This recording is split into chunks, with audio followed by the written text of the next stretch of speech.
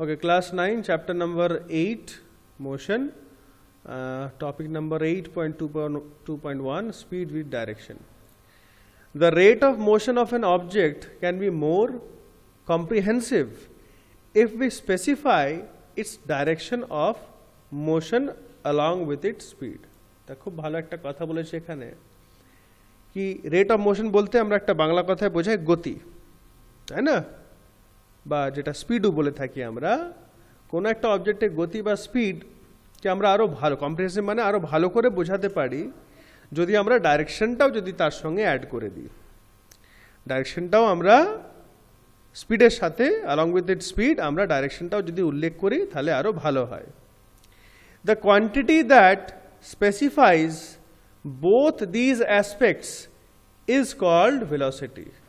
তো যে কোয়ান্টিটি আমাদের যেরকম লিখি, কালকেও ডিসকাস করছিলাম, যেরকম আমরা স্পিডটাকে metre per second, kilometre per hour, ওজনগুলোকে আমরা KG, gram, these all are quantity.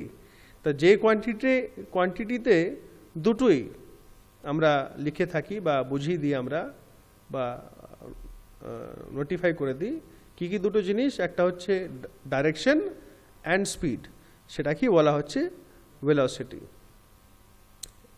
Velocity is the speed of an object moving in a definite direction. তা কি বলছে? Velocity is the speed of an object moving in a definite direction. নির্দিষ্ট একটা দিক দিয়ে, নির্দিষ্ট একটা বা পার্টিকুলার একটা ডাইরেকশন দিকে যখন একটা অবজেক্ট মুভ করছে সেটা কি আমরা velocity বলে থাকি। The velocity of an object can be uniform or variable. Velocity uniform मतलब একরকম হতে পারে বা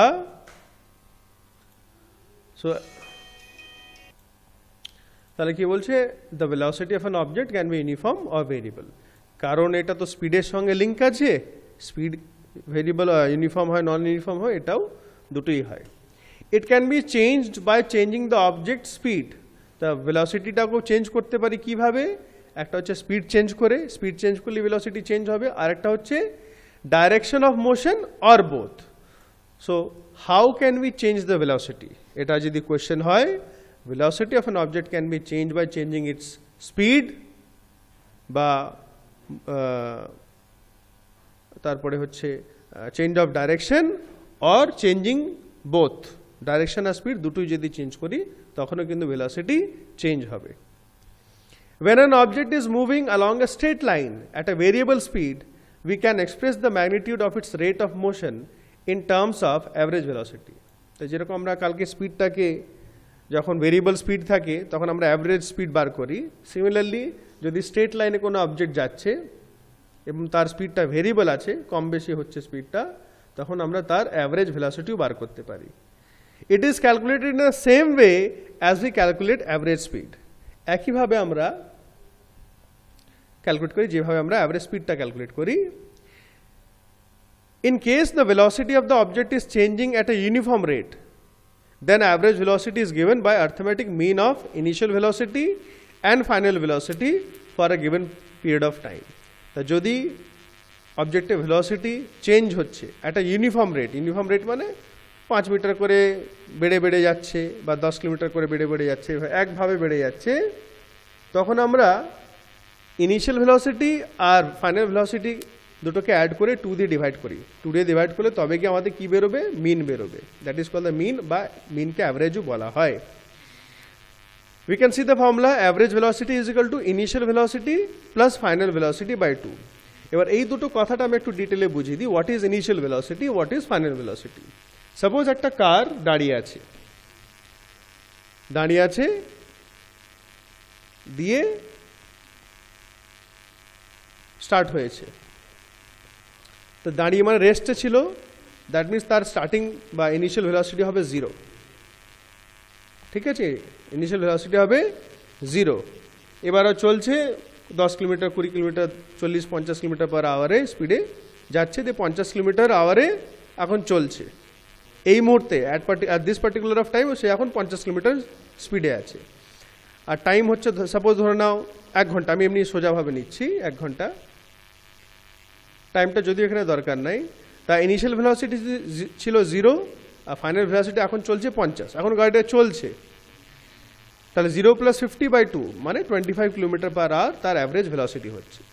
আরেকটা কেস যদি নিই আমরা, সেকেন্ড কেস, যদি আগে থেকেই কোনো একটা গাড়ি চলছে, সাপোজ এই মুহূর্তে গাড়ি চলছে, ট্রাফিকের মধ্যে আছে 10 km/h, ট্রাফিকের মধ্যে আছে 10 km/h, এরপরে হাইওয়েতে চলে এলো কিছুক্ষণ পর, তার হয়ে গেছে স্পিড 80 km/h।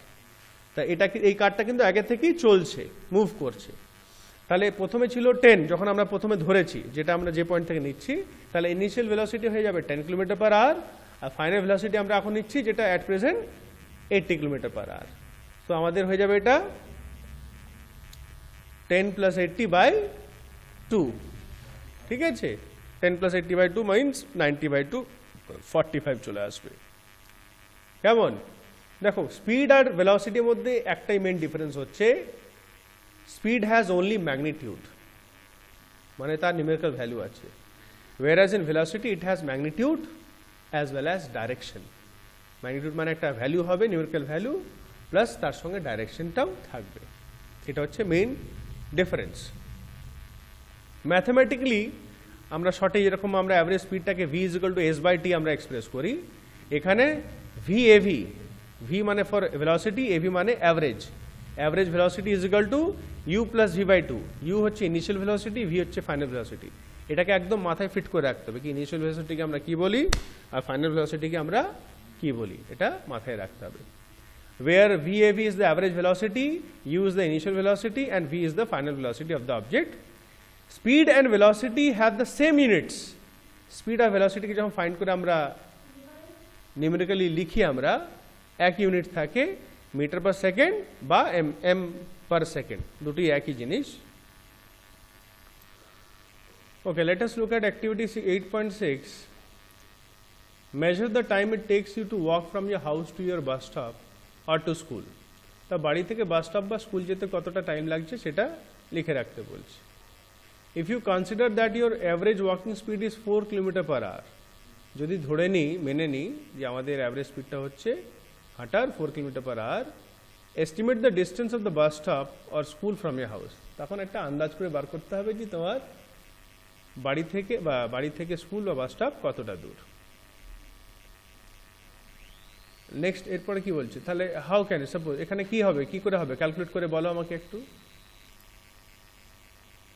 অ্যাভারেজ স্পিড হচ্ছে 4 km/h, তাই তো? আমাদের অ্যাভারেজ স্পিডের ফর্মুলা হচ্ছে v = s/t, তাই তো? ধরে নাও আমাদের লিখেছে 15 মিনিট টাইম। আমাদের অ্যাভারেজ স্পিড কি হচ্ছে, অ্যাভারেজ স্পিড হচ্ছে 4 km/h। Average speed is equal to 4 km/h। আর সাপোজ ধরে নিই আমার টাইম লেগেছে, একটু ভালো করে নিই, হাফ আওয়ার লিখে, হাফ অ্যান আওয়ার, 30 মিনিটস লেগেছে, ঠিক আছে? Time t is equal to, টিটা কিন্তু স্মল লেটার, 30 মিনিটস। 30 মিনিটস মানে কত, 1/2 আওয়ার, তাই তো? আওয়ারে চেঞ্জ করে নিতে হবে, এটাকে আওয়ারে চেঞ্জ করে নিতে হবে। আমাকে বলতে দাও, লেট মি ফিনিশ, হ্যাঁ, আমাকে শেষ করতে দেবে। So average speed is equal to 4 km/h দেওয়া আছে এক্সাম মানে অ্যাক্টিভিটিতে, ধরে নিচ্ছি টাইম লাগলো আমাকে আধ ঘন্টা টাইম লাগলো, বসো সেটা আমি ডেকে নেবো, 30 মিনিটস লাগলো, 30 minutes equals to half hour. আচ্ছা, এবার আমাকে বার করতে হবে কি, ডিস্টেন্স বার করতে হবে। ডিস্টেন্স মানে S is equal to question mark, এটা আমাকে বার করতে হবে, ঠিক আছে? এস ইজ ইকুয়াল টু, তিনটে জিনিস দেওয়া আছে। প্রথমে average speed is equal to 4 km/h, t is equal to 30 minutes is equal to half an hour, S is equal to question mark, এটা আমাকে বার করতে হবে। জি, তাহলে ডিস্টেন্সটা কত? তাহলে আমাদের ফর্মুলা হচ্ছে v is equal to s/t, এটা ফর্মুলা তো, s/t, this is our formula. ফর্মুলাটা লিখবে, এবার এখানে ভ্যালুগুলো পুট করে দেবো। v কত আছে, 4, তাই তো?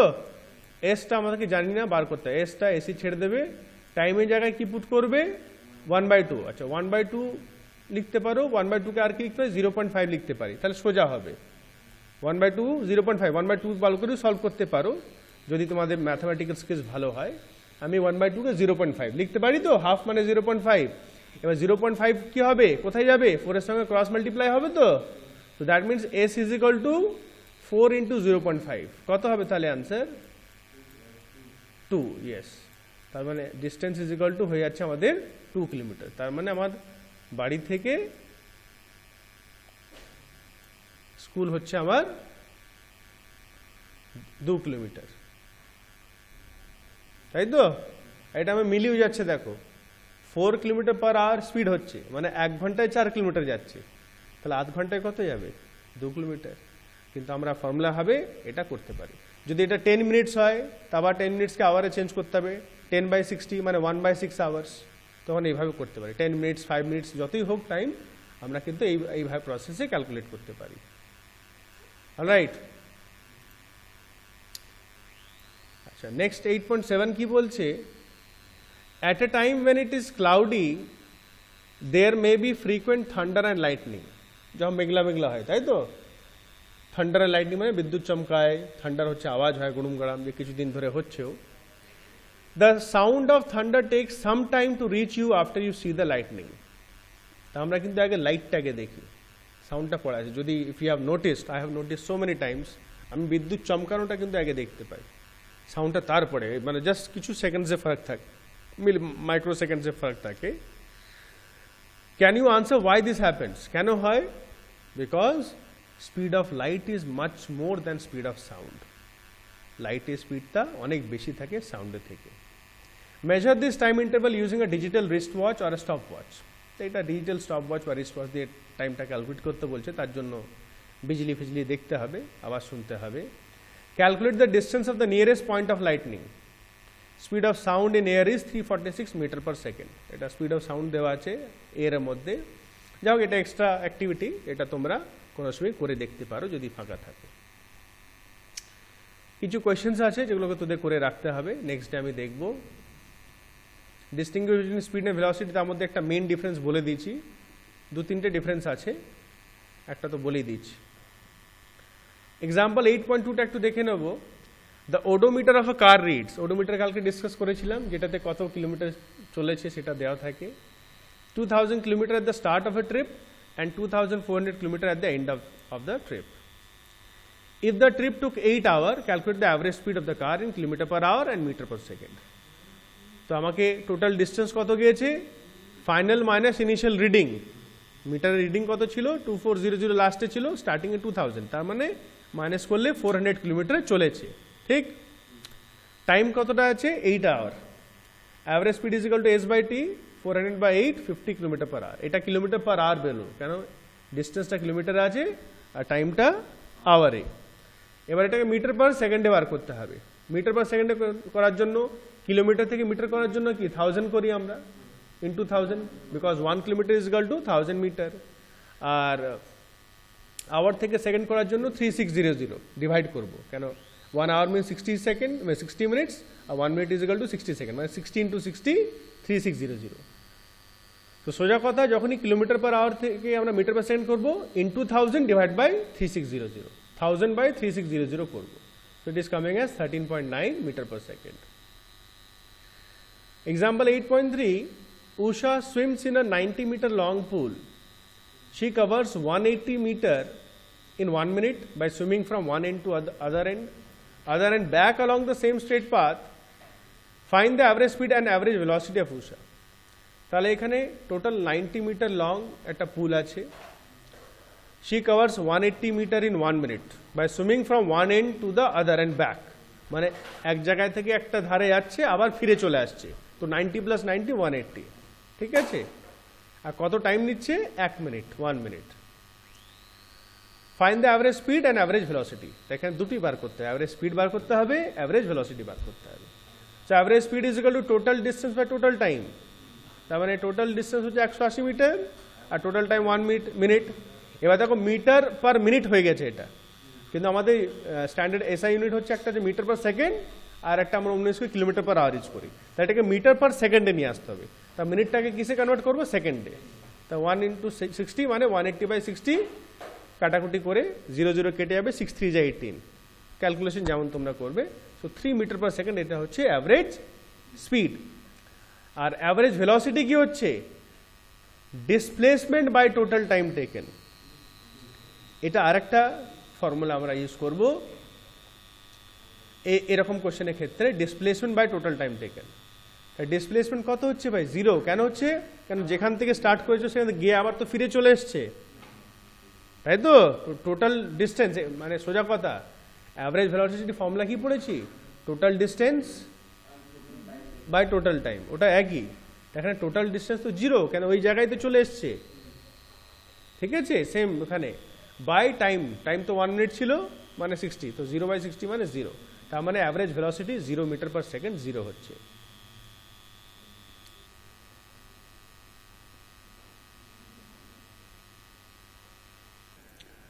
Topic 8.3, rate of change of velocity. During uniform motion of an object along a straight line, the velocity remains constant with time. বলছে যদি কোনো একটা অবজেক্ট স্ট্রেট লাইনে চলছে এবং কি মোশনে চলছে, ইউনিফর্ম মোশনে চলছে, তার স্ট্রেট লাইনে যদি ইউনিফর্ম মোশনে চলে তাহলে কি হবে, তার ভেলোসিটিটা it will be constant with respect of time. Time হিসাবে কিন্তু ভেলোসিটি কনস্ট্যান্ট থাকবে। কেন থাকবে, প্রথমে বলে দিচ্ছে ইউনিফর্ম মোশন হচ্ছে, ইউনিফর্ম মোশনে ভেলোসিটি আর speed both will be constant. In this case, the change in velocity of the object for any interval of time is 0.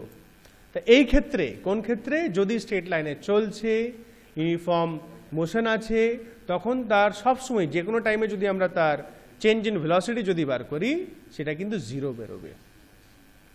However, in non-uniform motion, velocity varies with time. যদি নন uniform motion থাকে, যেটা প্রথমে একটা example দিয়েছিলাম, যদি একটা গাড়ি চলছে প্রথমে 10 কিলোমিটার, তারপরে হাই রোডে চলে গেলো 80 কিলোমিটার, ঠিক আছে। যদি নন ইউনিফর্ম থাকে তখন velocity varies with time, varies মানে আলাদা আলাদা হয়ে যায়।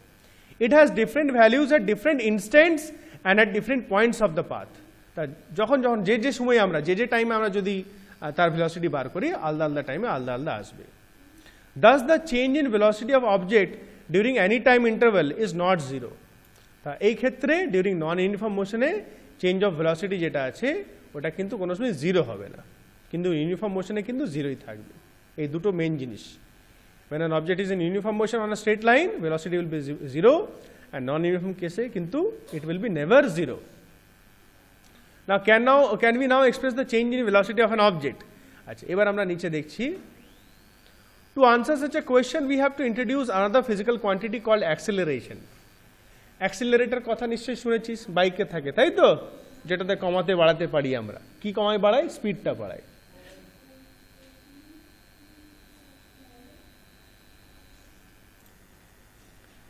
So one more new quantity আমরা ধরে নিই, that is acceleration, which is a measure of the change in velocity of an object per unit time. So what is acceleration যদি জিজ্ঞেস করা হয়?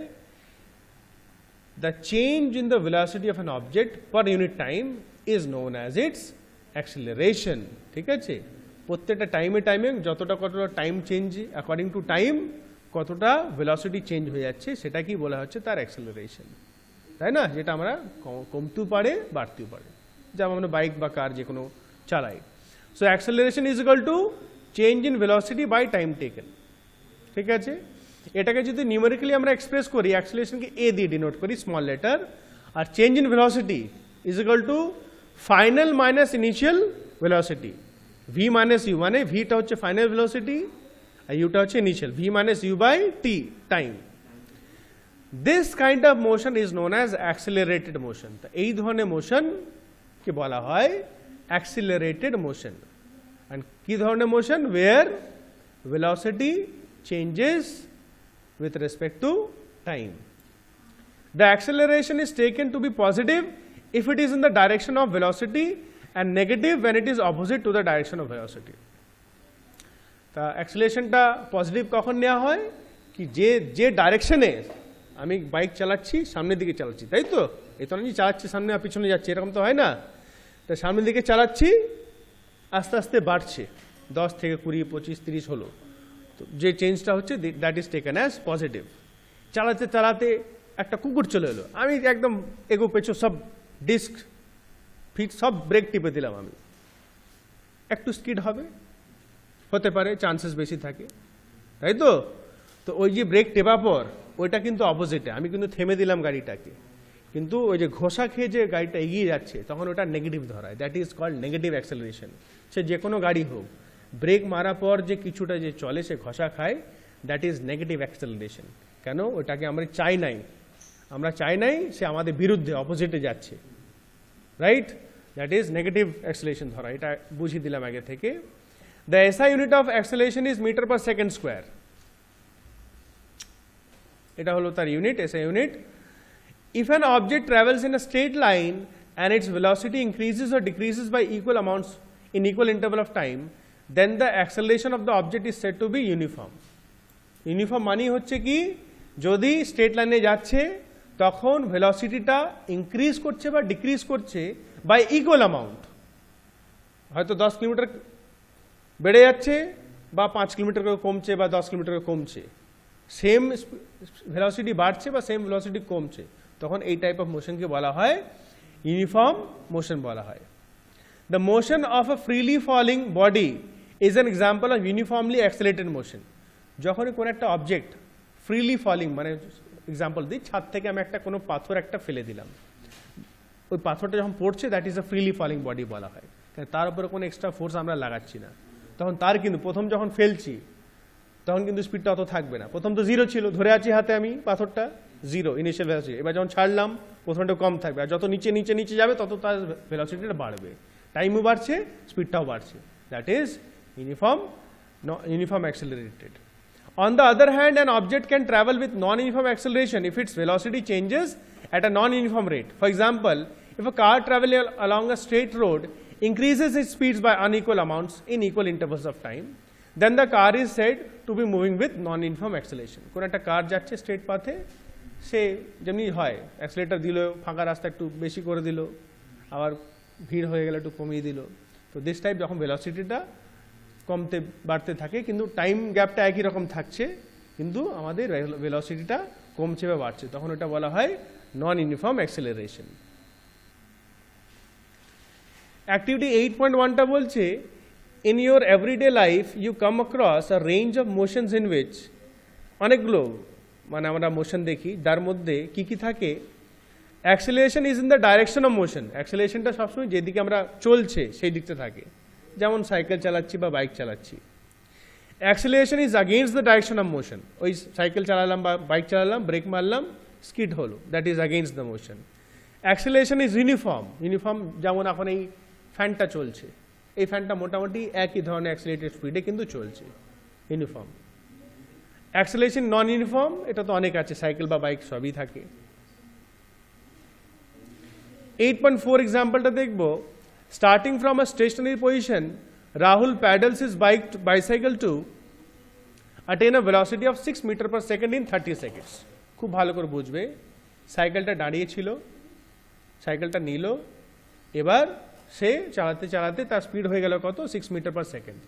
আর এই স্পিডটা হওয়ার জন্য কত টাইম লাগলো, একদম স্টার্টিংয়ে তো বুম করে তো হয়ে যাবে না, যে সাইকেলে চাপলাম পুইং করে চলে গেলাম, না হবে না, প্রথম একটা প্যাডেল মারবে, দুটো প্যাডেল মারবে, তারপরে কিন্তু বাড়বে, তো এটার জন্য 30 সেকেন্ডস তার লেগে গেল। Then he applies brake such that the velocity of the bicycle comes down to 4 metre per second.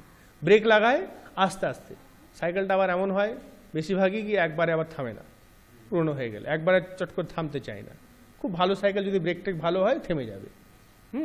তাহলে সাইকেলটা 4 মিটার পার সেকেন্ড এত স্পিডে আস্তে আস্তে থেমে গেল, ইন নেক্সট 5 সেকেন্ডস, 5 সেকেন্ডে থেমে গেল। Calculate the acceleration of the bicycle in both the cases, তো যখন ও চালালো তখন কত অ্যাক্সেলারেশন ছিল, আর যখন থামলো তখন কত অ্যাক্সেলারেশন হলো। তা কেস ওয়ানটা দেখো, সাইকেলটা তো দাঁড়িয়ে ছিল, তা ইনিশিয়াল ভেলোসিটি ইউ হচ্ছে 0, আর ফাইনাল ভেলোসিটি চালাতে চালাতে কত হয়ে গেল স্পিড, 6 মিটার পার সেকেন্ড, এটা ফাইনাল ভেলোসিটি, টাইম 30 সেকেন্ড। তো ইকুয়েশনটা আমাদের দেওয়া ছিল, acceleration is equal to v minus u by t, v হচ্ছে 6, ইনিশিয়াল 0, 6 মাইনাস 0 বাই 30 মানে 6/30, ক্যালকুলেট করলে 0.2 মিটার পার সেকেন্ড স্কোয়ার। এটা হলো ফার্স্ট কেসে acceleration.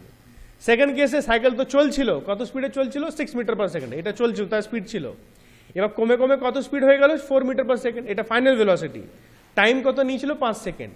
So v minus u, final velocity কত, 4, আর ইনিশিয়াল ছিল চলছিল 6-এ, 4 - 6 -2/5। তো এটা বললাম ব্রেক লাগিয়ে, যেটা থামছে থামছে থামছে অপোজিটে, আমি কিন্তু চালাচ্ছি না, চালাতে চাই না, ব্রেক লাগিয়ে দিলাম। এই সাইকেলটা জেনারেলি স্কিডটা চট করে মারে না, হয় সাইকেলও একদম বালি বালি সেরকম রাস্তা হলে কিন্তু স্পিড হয়, তা আমি থামতে চাইছি, 5 সেকেন্ড লাগলো, তখন এটা নেগেটিভে আসে, ওই যে নেগেটিভ চলে এলো, হ্যাঁ, -2/5, 5 4 are 20, -0.4. So first case is 0.2, second case is -0.4. এই তিনটে কোয়েশ্চেন আছে, তিনটেই আছে। এই পর্যন্ত জানি সব কোয়েশ্চেন্সগুলো আমি মানডে দেখব একদম ডেফিনেটলি।